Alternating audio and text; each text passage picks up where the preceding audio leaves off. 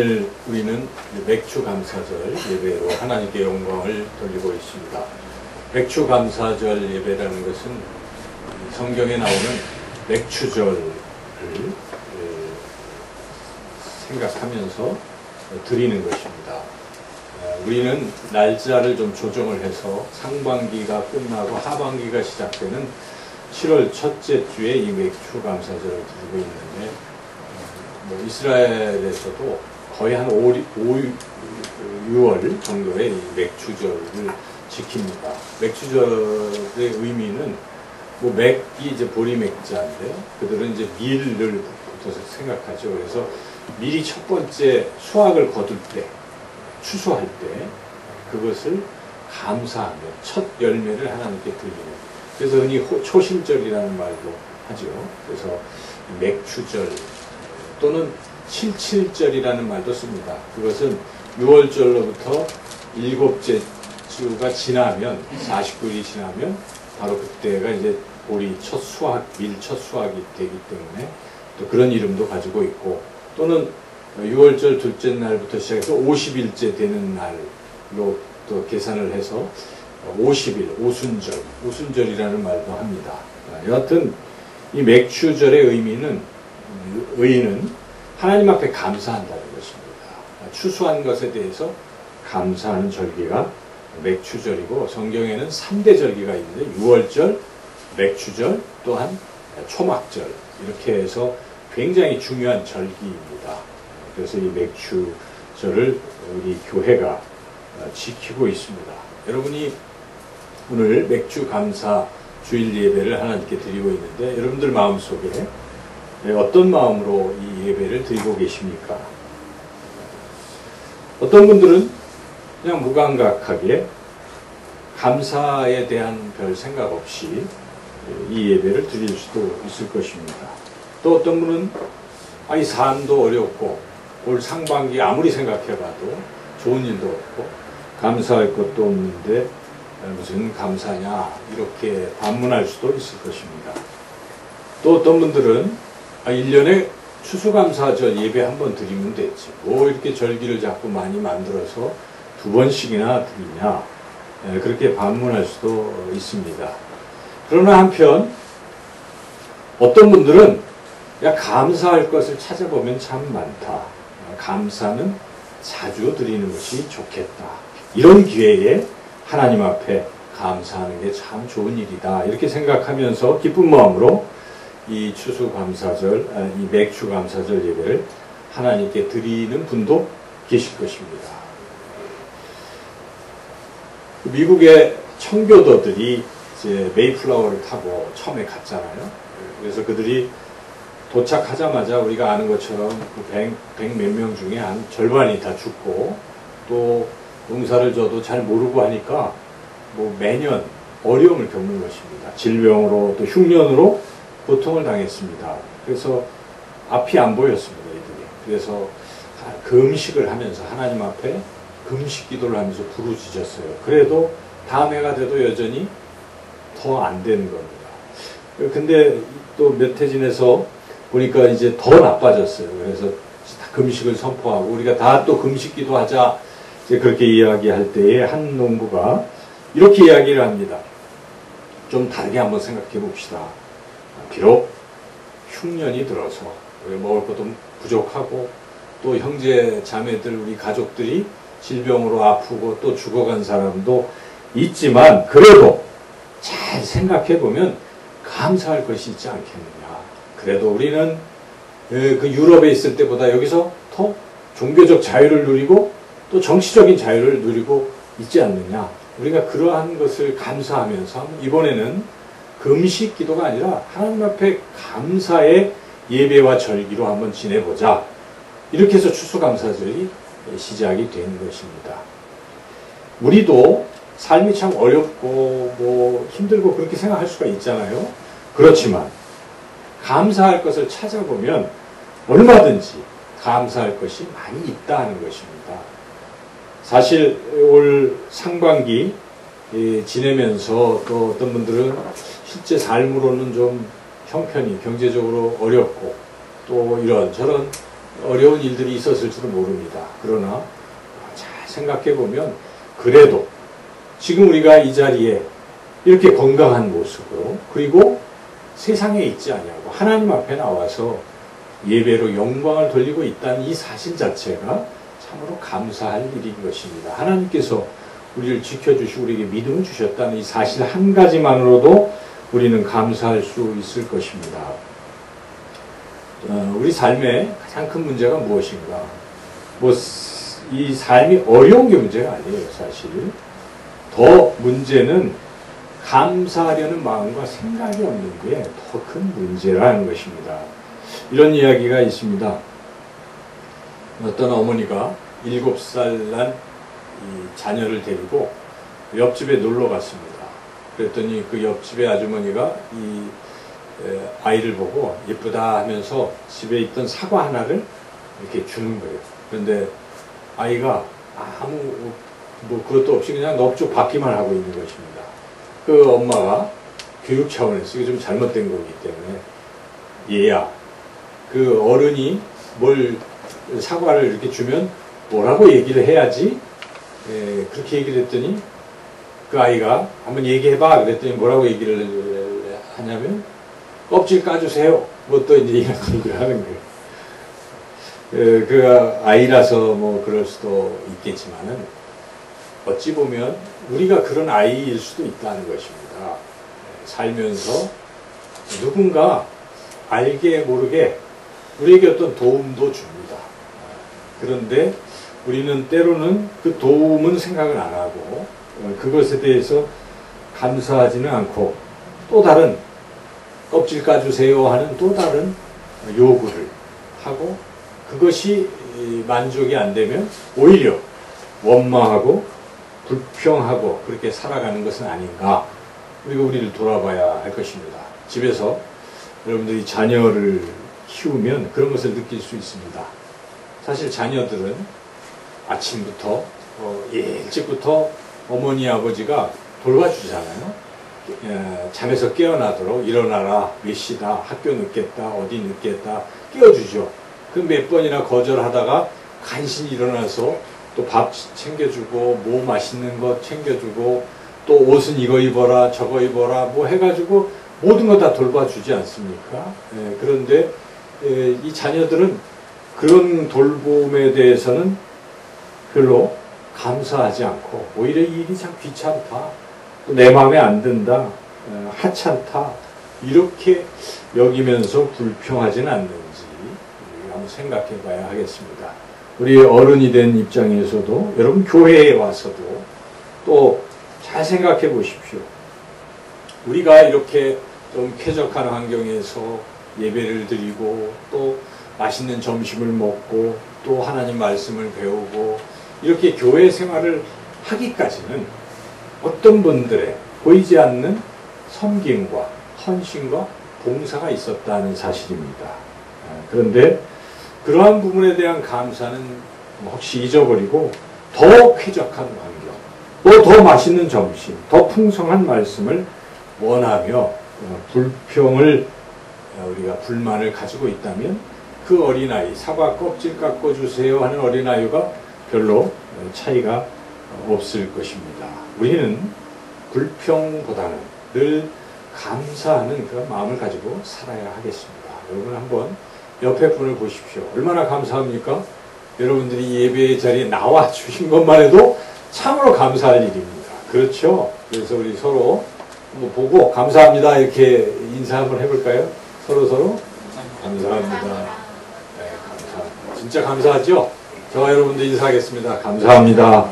네, 항상 이 감사하다는 표현을 하고 살면 기분도 좋아지고 또 삶이 윤택해지고 또 실제로 감사할 일도 많아진다는 것입니다.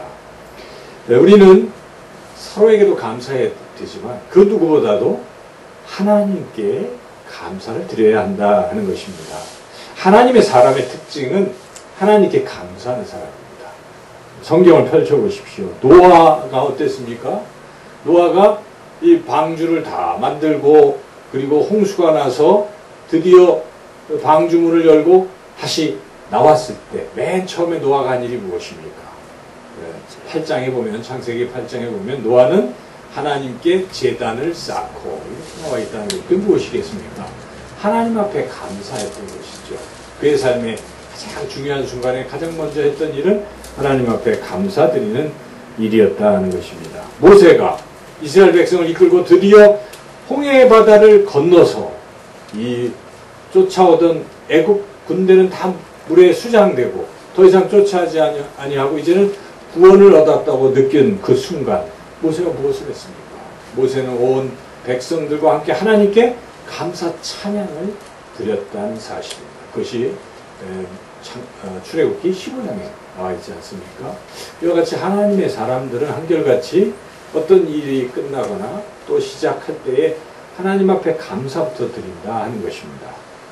여호수아와 갈렙도 마찬가지입니다. 여호수아와 갈렙이 드디어 요단강을 건너서 이제 가나안 땅 여리고성을 무너뜨리고 들어갔을 때 무엇을 했습니까? 길갈에서 그 돌을 세우고 하나님 앞에 감사했던 것입니다.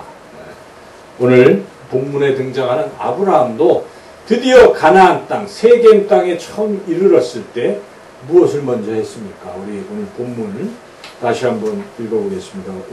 본문 중에 6절과 7절을 함께 읽어보겠습니다. 아브라함이 그 땅을 지나 세겜 땅 모래 산수리 나무에 이르니 그때 가나안 사람이 그 땅에 거주하였더라. 여호와께서 아브라함에게 나타나 이르시되 내가 이 땅을 네 자손에게 주리라 하신지라. 자기에게 나타나신 여호와께 그가 그곳에서 제단을 쌓아. 그렇죠. 아브라함도 그렇잖아요. 아브라함도 이러한 중요한 일, 이제 드디어 가나안 땅에 하나님이 인도해 주셔서 도착했을 때 그가 했던 일은 하나님께 감사하는 일이었다 하는 것입니다. 우리 인생에서도 중요한 순간에 항상 하나님 앞에 감사해야 합니다. 어떤 일이 잘 되어서 끝났을 때도 감사, 또 새로운 일을 시작하려고 할 때도 하나님 앞에 감사, 이런 감사의 삶을 살아야 한다는 것입니다. 왜 우리는 하나님 앞에 감사해야 되는가? 그 이유는 너무나 자명하지 않습니까? 첫째, 하나님께서 우리에게 베푸신 은혜가 너무나 크고 놀랍기 때문에 우리는 하나님 앞에 감사하는 것입니다. 여러분, 하나님의 은혜와 하나님의 그 사랑이 크고 놀랍습니까? 얼마나 크고 놀랍습니까? 우리가 이번 주 금요일에 함께 기도회에서 말씀을 나누었습니다.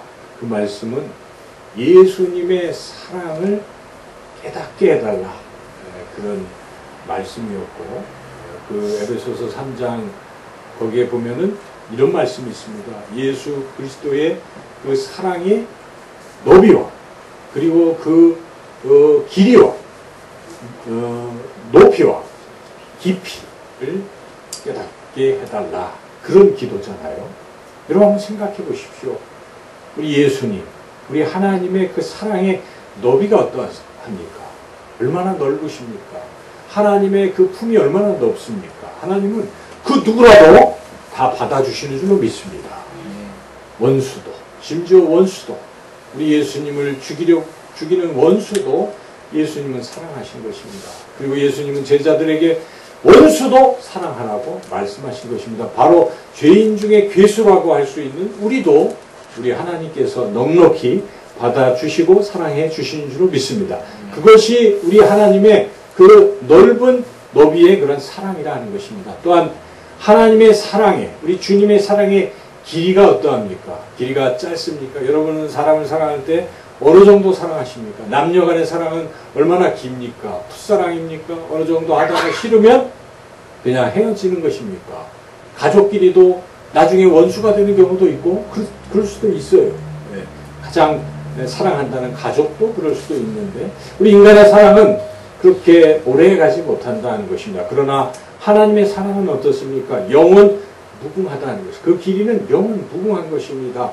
태초부터 우리를 창세전부터 우리를 사랑하셨습니다. 우리를 사랑하셔서 우리를 택하셔서 하나님의 아들들이 되게 하신 것입니다. 그리고 끝까지 우리가 비록 부족하고 연약해도 하나님 우리를 끝까지 사랑하시는 것입니다. 우리가 이 세상 떠날 때도 하나님 우리를 여전히 사랑하시는 줄로 믿습니다. 여러분, 그 사랑을 우리가 믿는 것이에요. 그 사랑을 믿는 사람들은 그 어떤 것도 하나님의 사랑에서 끊을 수가 없다는 것입니다. 우리는 영원 무궁토록 하나님의 사랑을 받는 존재입니다. 그 하나님의 사랑의 길이는 무한대라고 말할 수 있는 것이죠. 하나님의 사랑, 예수님의 사랑의 높이는 어떠합니까? 그 높이는 가장 높다는 것은 가장 크다는 것입니다. 사랑의 크기는 무엇으로 판단합니까? 얼마나 희생하느냐로 판단하는 것입니다. 부모님의 사랑이 왜 그렇게 크고 위대한 것입니까? 부모님은 자신들의 생명을 주고 자녀들을 사랑하기 때문에, 자신들을 희생하기 때문에, 우리 예수님은 자신의 생명을 아낌없이 우리에게 주신 것입니다. 그 사랑의 크기가 얼마나 크고 위대하다는 말입니까? 우리가 그 사랑의 그 크기를 또한 깨달았고 감사해야 할 것입니다. 그리고 하나님의 그 사랑의 깊이가 어떻습니까? 여러분, 사람을 사랑할 때 무엇을 보고 사랑하십니까? 겉으로 보는 외모를 보고 사랑하십니까? 그가 가진 소유를 보고 사랑하십니까? 그가 나를 사랑하는 정도의 겉모습을 보고 사랑합니까? 아닙니다. 깊은 사랑이라는 것은 그 사람이 가지고 있는 영혼까지도, 그 깊은 속까지도 사랑하는 것을 말합니다. 세상에 알 수 없는 그 부분도 사랑하시는 것입니다. 하나님은 우리의 영혼까지도 사랑하시는 줄로 믿습니다. 그렇게 그 하나님의 놀라운 사랑을 우리는 조금이나마 깨닫고 알아가는 것입니다. 그럴 때 감사하는 것입니다. 그러나 하나님의 사랑을 모르는 사람들은 감사할 수가 없는 것입니다. 여러분, 부모님의 사랑과 은혜를 모르는 사람들이 어떻게 부모님께 효도를 다하겠습니까? 알면 알수록 숙연해지는 것입니다. 여러분, 살아생전에 부모님들의 사랑을 우리가 잘 모르지만 부모님이 돌아가 보십시오. 얼마나 그 사랑이 컸다는 것을 그때 비로소 느낀다 하는 것이죠. 그래서 우리가 예수님의 사랑, 하나님의 사랑도 평소에 자꾸 우리가 깊이 깨달을 필요가 있다는 것입니다. 그 사랑을 알고 그리고 감사하면 또 신기한 것이 감사하잖아요. 그러면 하나님의 사랑이 더 크게 우리에게 다가온다 하는 것입니다. 감사는 감사를 부르기 때문에 그런다는 것이죠. 이렇게 우리는 하나님께 받은 은혜와 사랑이 너무나 크기 때문에 감사합니다. 또한 하나님께 감사할 이유가 있습니다. 그것은 하나님의 명령이라는 것입니다. 이것은 해도 되고 안 해도 되는 것이 아닙니다. 감사는 마땅히 해야 되는 것입니다. 그래서 이 구약 성경 모세오경에 보면, 신명기 말씀에 보면 절기를 정해 주시잖아요. 남자들은 1년에 3차례 절기를 내 앞에 와서 드려라. 내 앞에 감사하라고 명령하십니다. 왜 하나님이 명령하실까요? 우리가 하나님을 자꾸 잊어버리고 감사하지 아니하면 하나님께로부터 멀어진다는 사실입니다. 여러분, 그렇지 않습니까? 감사하지 않는 사람은 하나님을 기억하지 못하고 하나님의 사랑을 느끼지 못해서 점점 하나님으로부터 멀어질 수가 있어요. 그런데 날마다 하나님 앞에 감사하는 사람들의 신앙은 어떻습니까? 더욱더욱 깊어진다는 사실. 하나님 그것을 아시기 때문에 절기를 지키고 기억하라 하는 것입니다. 우리가 맥추절 하나님 앞에 지금 지키는 거예요. 그럴 때 해야 할 일이 무엇입니까?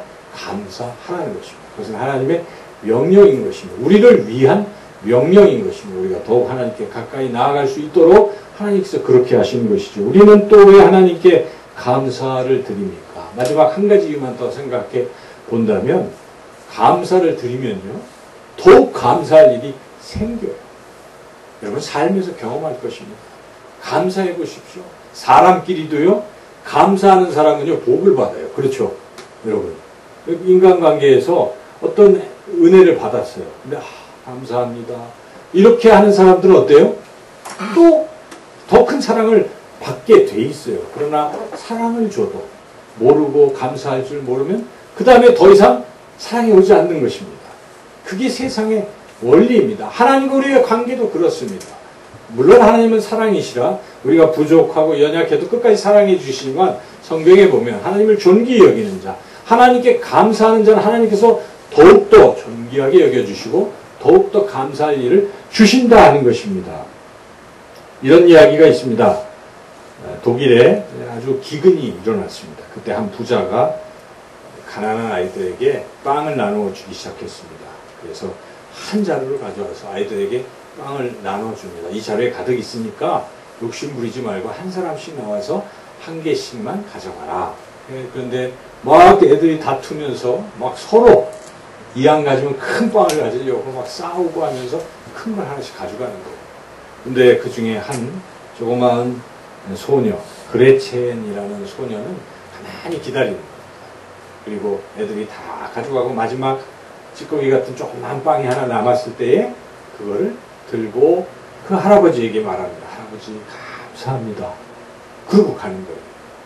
다음날이 돼도 그 그레첸은 똑같이 그러고 있어요. 다른 애들은 다 막 욕심 사납게 챙기는 것만 하고 있을 때.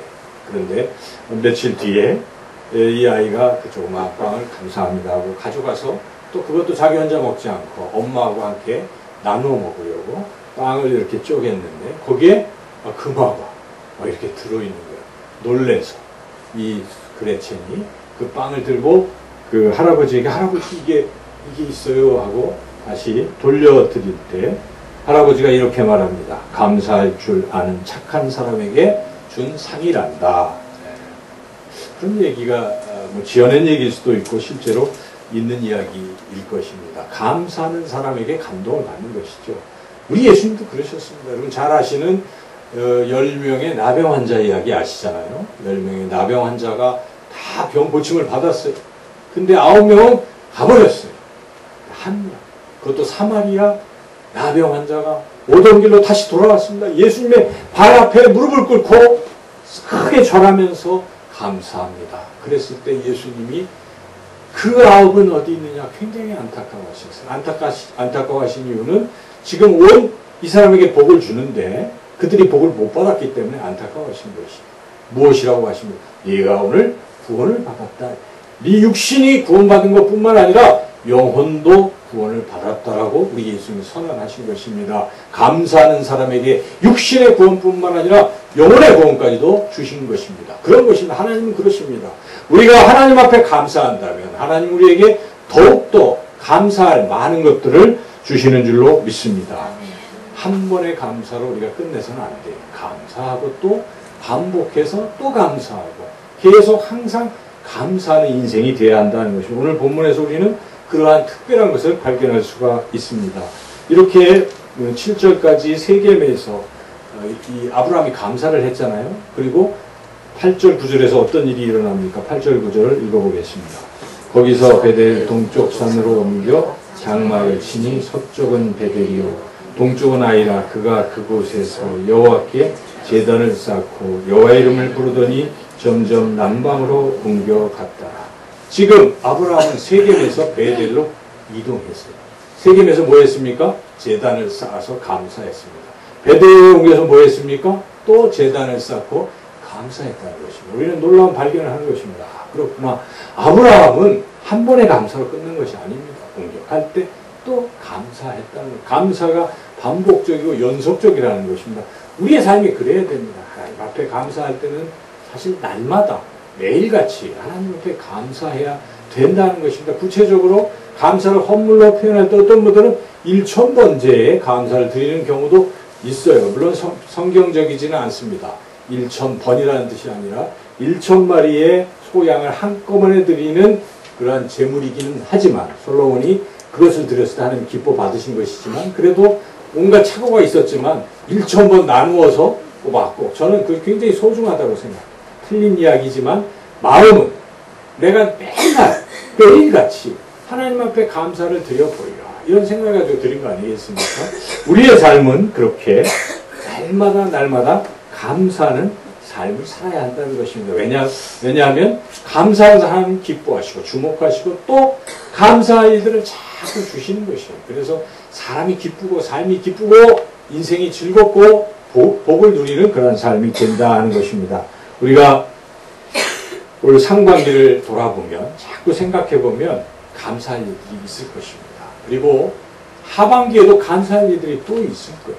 우리가 그것을 기대하고 하반기에는 더욱 날마다 하나님 앞에 계속 감사하고 또 감사하는 그러한 삶을 사시기를 주님의 이름으로 축원합니다. 네.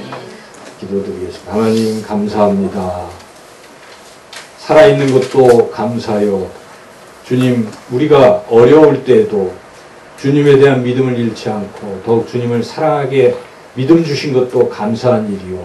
주님 또한 힘들어도 하늘나라 천국 신령한 복을 기대하고 소망하며 힘차게 살아가게 하시는 것도 감사한 일입니다. 하나님 찾아보면 감사할 일이 많은데 그저 세상적 눈으로 주어진 환경 속에서 힘들어하고 불평하고 원망하지는 않았는지 되돌아보게 해주시고 이제 하반기에는 날마다 하나님 앞에 감사하며 귀한 감사의 일들이 우리 삶에 더욱 많아져서 감사로 하나님께 영광 돌리는 우리 모두가 되게 하여 주시기를 간절히 원하옵고 예수님의 이름으로 기도드리옵나이다.